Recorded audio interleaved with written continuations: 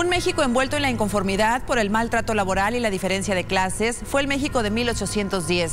Miguel Hidalgo y Costilla, el encargado de llamar a la rebelión que desembocaría en uno de los capítulos más violentos pero más significativos en la historia de nuestro país, la independencia de México. ¡Viva la América! ¡Viva Nuestra Señora de Guadalupe! ¡Mueran los gachupines! Miguel Gregorio Antonio Ignacio Hidalgo y Costilla Gallaga Mandarte Villaseñor, mejor conocido como Miguel Hidalgo, nació en Guanajuato en 1753.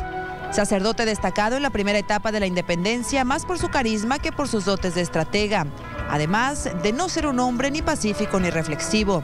Los analistas coinciden en que más bien era un hombre impulsivo e imperativo.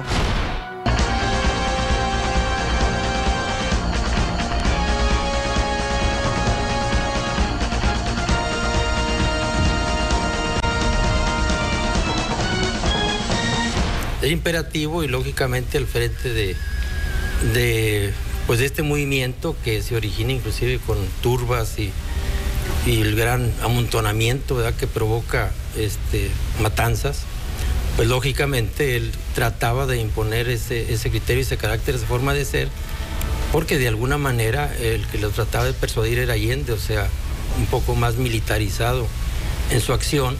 Pues lógicamente le está señalando que no nada más porque está haciendo proclamas a la Virgen de Guadalupe y Dios los va a ayudar, va a evitar las muertes que se estaban dando, o sea, hay matanzas.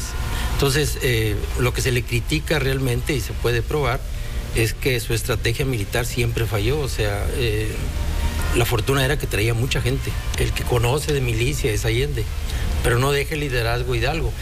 El liderazgo él lo tiene cuando tiene mucha gente enfrente, sobre todo indígenas, que su discurso los incendia, los alborota, pero llega ya con personas más o menos letradas y el discurso no pega, o sea, no es el mismo, no sucede la misma situación. Y además está, desde luego, todas las acciones de la iglesia y de las fuerzas reales que lo están desprestigiando. O sea, conforme avanza, él se da cuenta que ya no tiene el mismo éxito que tuvo al arrancar aquel movimiento. Entonces, ¿hemos sido injustos con nuestros héroes? ¿Merecía Miguel Hidalgo ser recordado como el padre de la patria? Bueno, indudablemente, o sea, Hidalgo es el líder natural, ¿no? Es el líder religioso, es un personaje esencial en nuestra historia. Hidalgo no solamente tiene la capacidad para atraer la turba, cosa que no podría haber tenido Allende o cualquier otro. Ahora bien, su revuelta es sangrienta y esa va a ser una lección porque no sucede esto en ninguna otra parte de los países ahora latinoamericanos.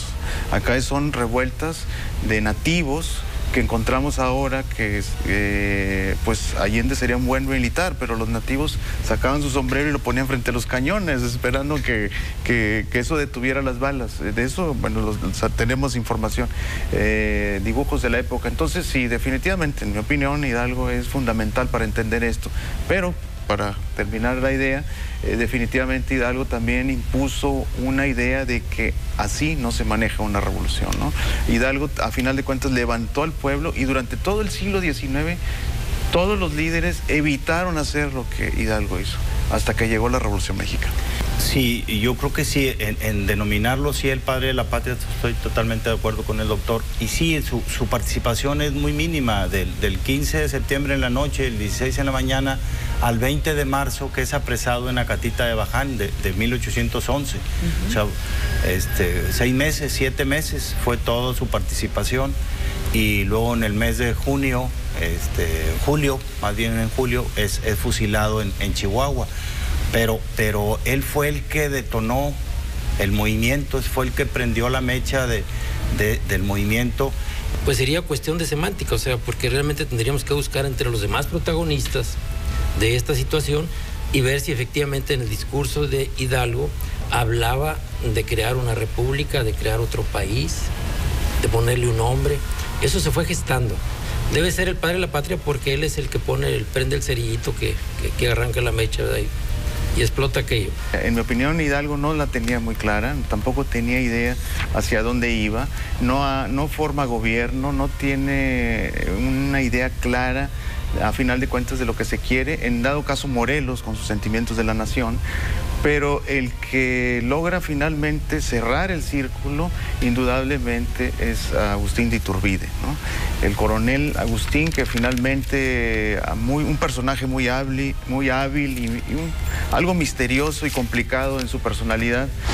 En medio de una crisis social importante que se presentó en muchas partes del mundo, ese 16 de septiembre de 1810 y durante 11 años hasta la entrada del ejército trigarante a la Ciudad de México el 27 de septiembre de 1821, la Guerra de Independencia buscaba poner fin al dominio español, pero buscando su objetivo, se perdieron muchas vidas y por completo la tranquilidad del país. Hidalgo tiene que llamar al grito, al levantamiento popular, algo que habían evitado o había tratado de evitar en todo momento, pero sin embargo, bueno, pues se tiene que dar porque la conspiración es descubierta, ¿no? Es descubierta e inicia, y eso hay que recalcarlo, un levantamiento sangriento, ¿no? El levantamiento de Hidalgo, que no puede controlar a las urbes que se levantan junto con él, atrae una gran cantidad de nativos y estos se desplazan rápidamente hacia las zonas más productivas, destruyéndolas totalmente y mandando a México para 1911 en una debacle económica que se recuperará hasta 30 o 40 años después.